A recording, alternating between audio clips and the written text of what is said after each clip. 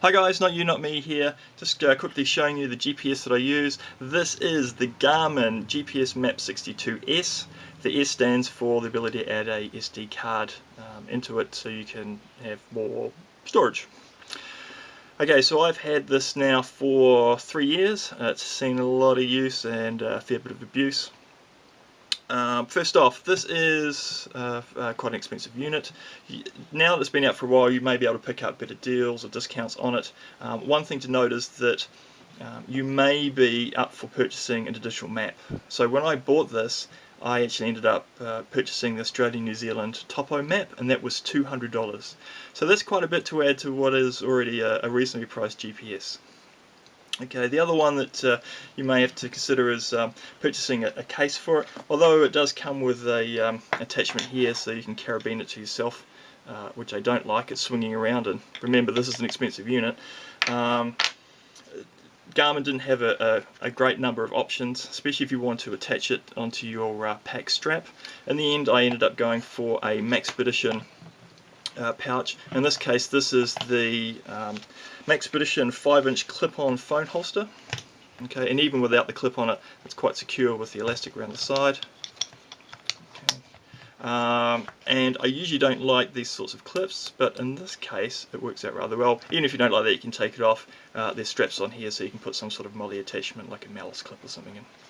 Okay, the only problem I've had with this case is, although there is some soft felt terry cloth stuff in here, just along the edges it catches on the buttons, and as you can see here, I've actually worn on the edges here all the buttons of the GPS. What I should have actually done was just put the whole unit in backwards, which I may consider doing.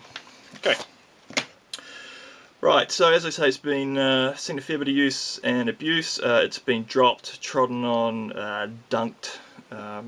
It's been used on numerous searches on land, searches on water. It's been out on boats. We can see here we've got a bit of, I think, some sort of water or something's got in here behind the paint. It's just plastic. That's no problem.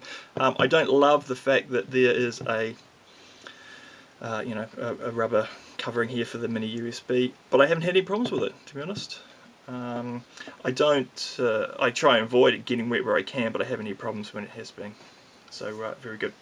Now, in terms of likes, a couple of main features I like. Number one is that you can save and display previous trails that you've recorded on here. So on here I've got a trail that I've done on a local national park.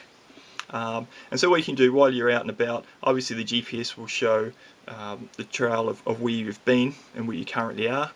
In this case, when it's going, it's usually in blue. But I can also superimpose on the map a previous track, so I can actually see where I've been today and where I'm walking, where I currently am, in relation to a previous trail.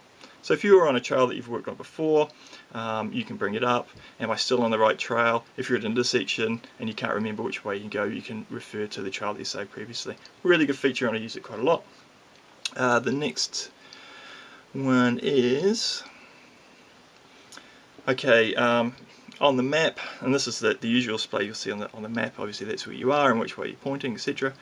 You can customize it to show data. In this case, I've put on 4 large squares on here where I can customize the data that goes in it. So I have battery life, GPS signal, so 5 bars, GPS accuracy, and usually what I have in here is map location. So I usually have the UTM position, but since I don't want you to know where I live, I've changed it to sunrise. But you can make these anything, right? So you can have sunrise, sunset, time, I think there's an ETA, there's distance travelled, etc. There's a great number, and you don't have to have 4, you can have 2. The only problem is that obviously it does eat into the amount of space you've got left to actually view the map on there. But this is incredibly useful, especially if you're out, especially if you've been doing search and rescue, and you need to quickly tell them what the position is that you're at. The fact that you can just have UTM there, or latitude, longitude, great feature, love it. Now, some dislikes. Obviously one is the expense, especially with the maps. Just given the price, there's no way I'm ever going to purchase another map for this. Now I've got the topo in here. You know, if there's an update for it, I'm not going to buy it. It costs too much.